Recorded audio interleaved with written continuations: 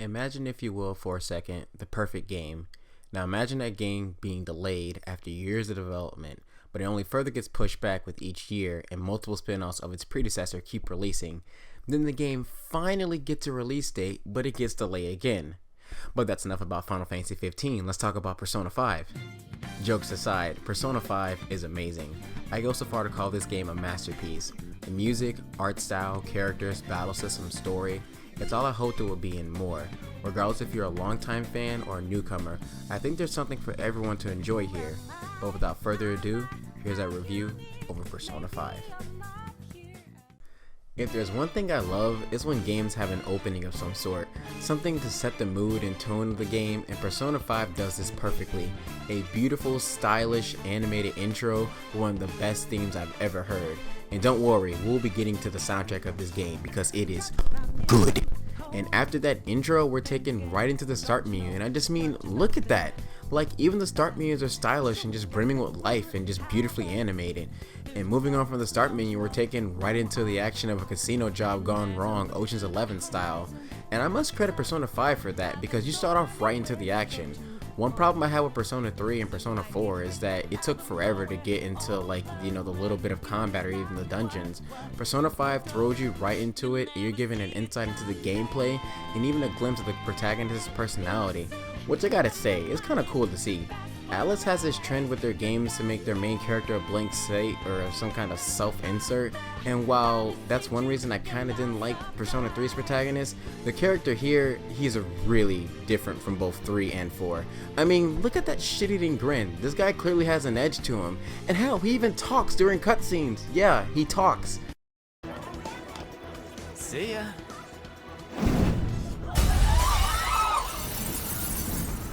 What a show off. You're so reckless, you know that? This is just amazing. I won't spend too much time on the story, but you're eventually captured and then interrogated by Sai Nijima. From this point on, you begin to recap the events that have led up to this moment, and the game begins. In Persona 5, you play as a recent transfer student who had a bit of a run-in with the law, and I gotta say, how the characters in-game treat you is pretty contrast to Persona 3 and Persona 4. Meaning that in those games, they kinda loved you because you were the new transfer kid. Dude, you can't hug all three of them at once! I can't, cause I'm the king. But here they hate you because, well, you're the transfer kid that has a criminal record. Accepting someone like you. But there were some circumstances on our side. You might have done a variety of things in hiding in your hometown, but you will behave yourself here. Persona 5 is set in modern-day Tokyo with locations such as Shinjuku and Shibuya, as well as the greater Tokyo area. But when you're not being a regular student, there you go to the Metaverse, a place born from the amalgamated hearts of humans. It holds multiple palaces, or this game's versions of dungeons, which are structures created from an individual's disordered desires. A location that returns from earlier entries is the also iconic Velvet Room, a haven for the growth of Persona users that shifts appearance depending on the current guest. And in Persona 5, it takes the form of a prison. You eventually become the leader of the Phantom Thieves of Hearts, which is a group dedicated to changing the hearts of corrupt adults. The founding members are the school outcast Ryuji Sakamoto and Morgana, a mysterious cat-like creature. Over the course of the game, however, further people join the group, including fellow classmate who happens to be a model, An Takamaki, and our protege, Yusuke Kitagawa, Shuriken Academy School Council President Makoto Nijima, Futaba Sakura, a girl who's a bit weird to say the least, but she has genius computer skills, and a cultured heiress, aka Best Girl, Haru Okumura. And I'll leave it there with the plot. Trust me, this story is something you want to experience for yourself. But with the story out of the way, let's talk about the presentation, and I just mean, look at it. This game looks absolutely amazing. You can tell Atlus put tons of care into everything they did when they made this game, from the animated cutscenes, the menus, the day transitions, and just making the city seem bustling and alive. Each area is distinct from one another with their own visual flair, so nothing really blends together, though the underground walkway in Shibuya can go fuck itself. But Persona 5 has this cel-shaded, almost comic book art style to it, and it perfectly fits with it. And even though some of the models on the people are kinda not there, I think it's more of a stylistic and thematic choice rather than a hardware limitation. And I'm sorry, but I mean, look at these menus. These are some of the best menus I've ever seen in a game. From the weapon shop to the clinic, everything pops and is so well animated in detail. You can tell these were done as a labor of love, and the developers wanted everything about this game to be memorable, and God does it show.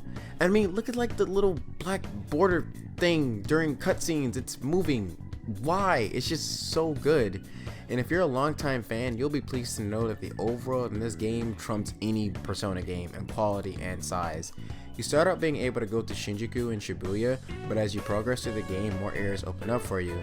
The activities you can do in this game vary from having a job, playing a game such as baseball, going to a maid cafe, fishing, going to a bathhouse, getting your fortune read, talking to Bernie Sanders, craft infiltration tools for dungeons and palaces, play video games inside a video game. All I'm saying is the activities you can do in this game are so varied and exciting, they make Persona 3 and 4 look bare bones in comparison. As you unlock more areas in the game, you're free to explore them and invite confidants, this game versions of social links, there to hang out with you. Speaking of social stats, in Persona 5 they are called confidants. There's nothing special about the name change as they function the exact same way they did from previous games. Though, if you're new to the series, confidants or social links are the bonds you form with certain people throughout the game. They can be ranked up throughout the game, reaching a maximum rank of 10, and as you progress through the confidant, you're given added abilities that can help you in dungeons, school life, or when it comes to buying healing items. Long-term fans of the series will be pleased to know that the amount of free time you're given in Persona 5 trumps both Persona 3 and 4. I put in over 100 hours into this game, and on my first playthrough I almost maxed out all my confidants. Now aside from that, you also have your social stats. These entail your charm, intelligence, guts, proficiency, and kindness. They have a maximum rank of 5, and they are integral to further progressing through the confidant. While deepening your relationships with people, you will hit a point to where you can't progress because your social stats aren't at a certain level. Like take An for example, at some point you can't hang out with her because your kindness isn't at a certain level.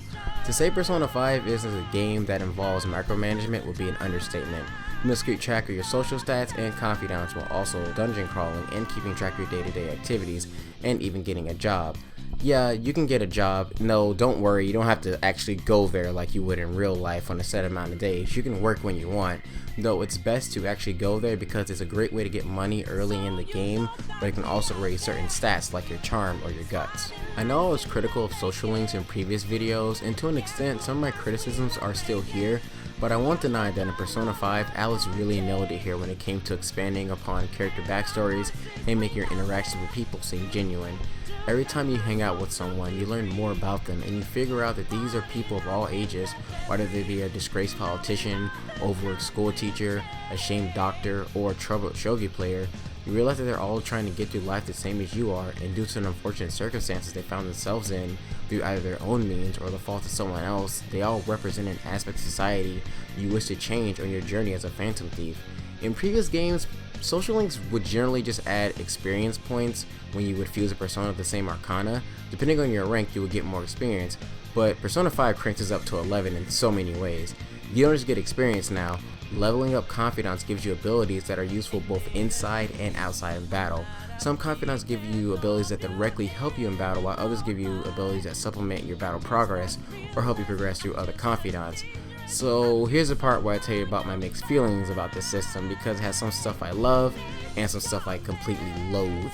Okay, so confidant rankings is a double-edged sword in my opinion. On one hand, it adds more value to confidants and incentivizes the player to do more than dungeon crawl, but on the other hand, this can be restrictive on how well you perform in battle. Like, if you want to change out your party members during battle, you need to establish a social link with Hifumi Togo. And don't worry, she's not story related or anything, so there's no spoilers, but she gives you tons of added abilities in battle. Some of them I feel are very vital to strategizing. Now this could be because Hifumi was going to be a party member, but she was cut. Yeah, she was going to be in the game, you know, as a playable member, but LOL, the game was too long, so they decided to cut her. But I feel like something as basic as switching out party members during battle shouldn't be tied behind a social link. In truth, this is kind of a nitpick, but I do feel it should be brought to light so that you know what you're getting into. But regardless, the confidants in this game are more fleshed out than the social links in Persona 3 and 4. But most importantly, they feel natural instead of gimmicky or forced, and in turn you start to genuinely care about these people, and that's something the previous games really didn't do for me. And then there's the music. Man, this soundtrack is the perfect blend of acid jazz and rock, and I can definitely say it's Shoji Meguro at his finest. From the opening theme, the shop theme, the battle theme for regular enemies, and the boss themes, The soundtrack is enjoyable from beginning to end. For boss themes, Meguro actually included hard rock elements to properly convey the battle between a strong enemy and the party. I'm not one to go on and get soundtracks for video games aside from a few, but holy fuck, this music is so great. I mean, just listen to some of these tracks.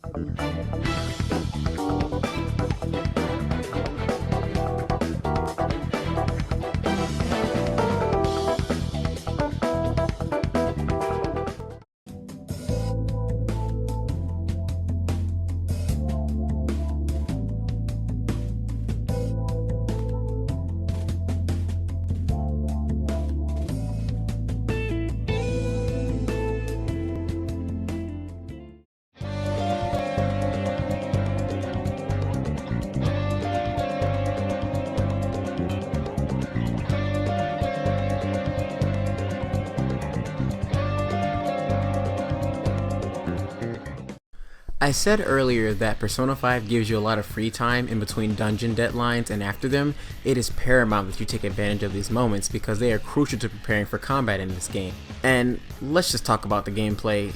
It's just utterly fantastic. It's smooth, stylish, fast-paced, and most importantly, engaging. I never felt I was bored or just mindlessly pressing buttons. The battle system in this game is turn-based, and it focuses on exploiting enemy weaknesses, buffing your allies, and debuffing your enemies when the time comes. You must also pay attention to the weaknesses of your allies, otherwise you will be exploited as well. If you successfully exploit an enemy weakness, you're given an extra turn with that character, and you're able to attack again, or you can use a new feature introduced in this game called Baton Pass. Baton Pass is interesting because not only does it give you a chance to pass your turn to another ally, it also powers them up, which in turn allows them to deal extra damage or exploit an enemy weakness again. Keep in mind though, if you want to unlock Baton Pass for a specific party member, you must further their confidant, so be sure to remember that when building your party. But if all your enemy weaknesses have been exploited, you're taken to a holdup. This is Persona 5's negotiation system. If you don't know what that is, well, this is how demons or personas are acquired in mainline Shin Megami Tensei games